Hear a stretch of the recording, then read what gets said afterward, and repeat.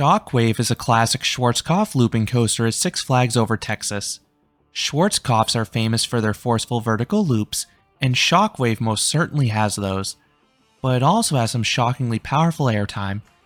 This is why I think it's the most underrated coaster in the Six Flags chain, but I'm fearful it may not always run like this, and I'll explain why in this review. Shockwave opened back in 1978. It was one of two Schwarzkopf loopers installed at the Six Flags parks that year, with the other being Mindbender at Six Flags Over Georgia.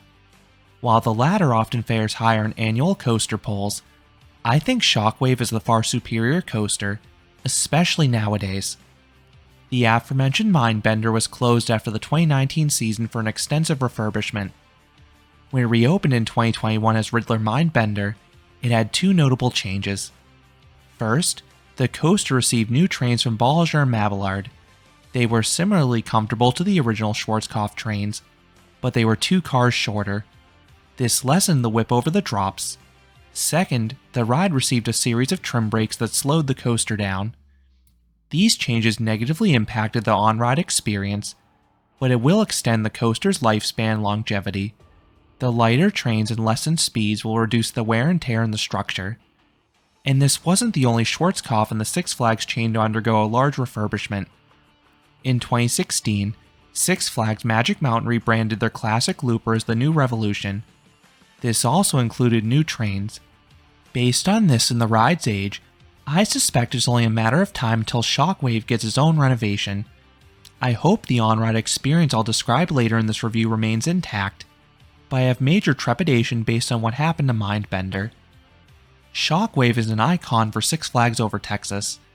The ride is highly visible from outside the park, as the two main loops run parallel to Interstate 30. And the bright green track really pops. It looks much better than some of the older Keller schemes this coaster used to have. Ironically, this ride is not too visible from within the park. Most of the elements are blocked by trees. Further, this coaster is a really odd location, and I wouldn't be surprised if several guests missed the ride altogether. Shockwave is located at a dead end. The only other ride back there is a go-kart track, which is an upcharge attraction. Further compounding the issue is that the pathway accessing this area is narrow and hidden behind oil derrick. And as icing on the cake, there isn't really any signage directing you back there. While I do like how the coaster itself looks, the pre-boarding experience does not look the best. Shockwave is a very lackluster entrance. You pass under a thin blue archway. It looks strangely empty, like there should be a big sign there that would bear the ride's name. But nope, you just have a tiny sign nailed onto the side.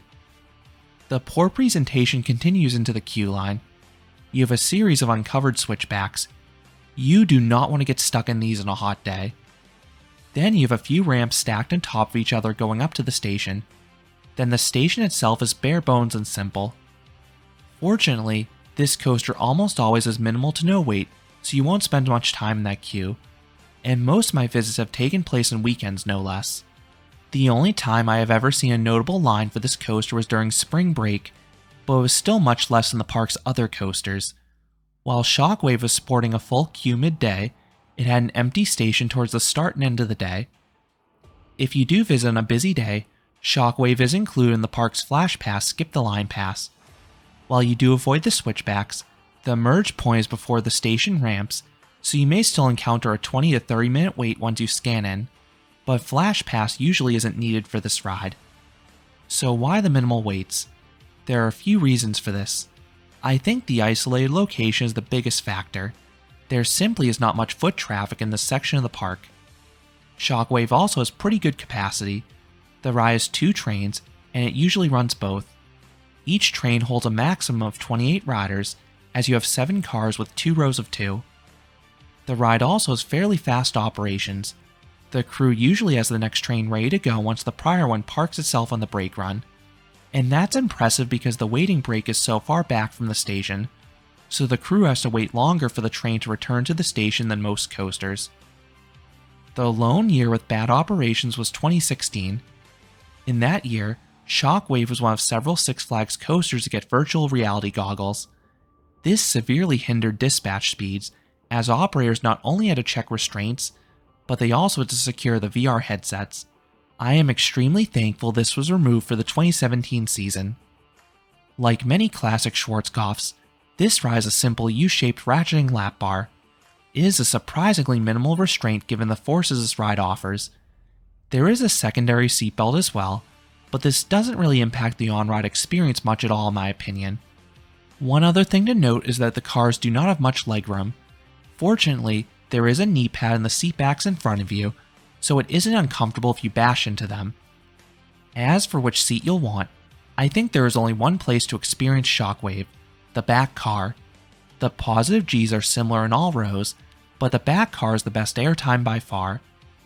Once dispatched, you have a long straightaway that runs alongside the transfer track.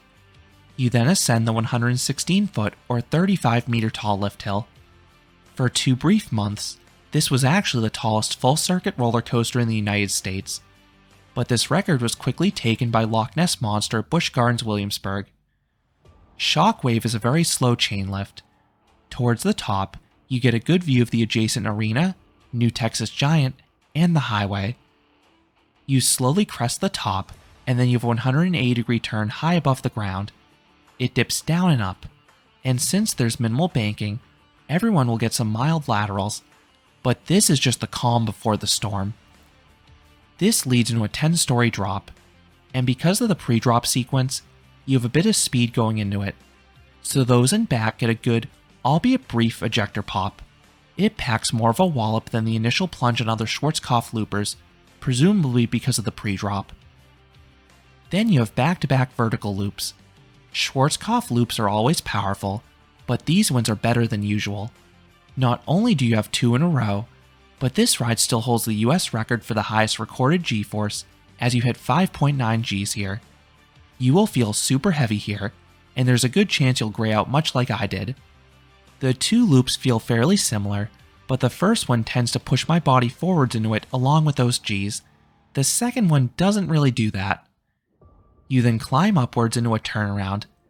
Those up front will get a floater pop at the apex. You then hit a trim brake, which will slow the train a bit, but not enough to spoil what comes next. You then have a 180-degree turn right. You dip down and up again, much like the turn before the first drop. This builds some speed into the resultant plunge, and the drop off this turnaround is exceptional. You are thrown over it.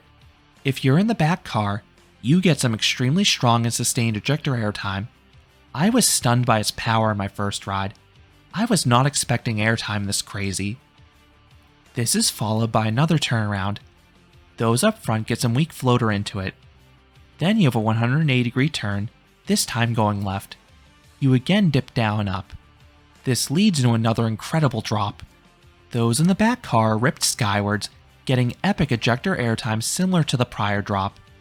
This hill is so sharp that even those in the front car will be popped out of their seat a bit, but you absolutely want to be in the back car to get the full power. These 2 drops are some of the best airtime moments in the world. Not enough people talk about them. Just for reference, they are better than most hills on an RMC, and it's also funny seeing how much the structure sways here while observing off-ride. You then have a bunny hill. You get a solid ejector pop in the front at the apex. The drop doesn't go all the way down because it needs to clear the go-kart track, but those in back still get decent sustained floater airtime. The pull-out turns left, so everyone gets a nice lateral kink here. Next comes a bunny hump. This hill is oddly drawn out, but the top is so tight that everyone gets an abrupt burst of airtime. You then have a 270-degree turn. It doesn't really do anything.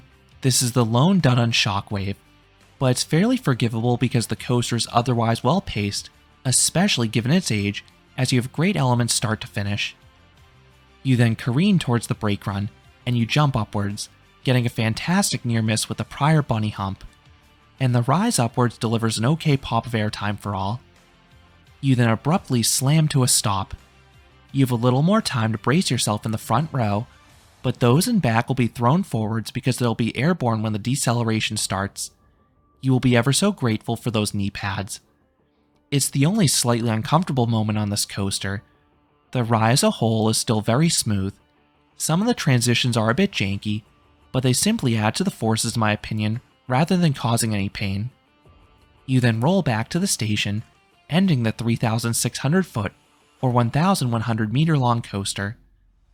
Before giving my final thoughts, I need to talk about this ride's height limit.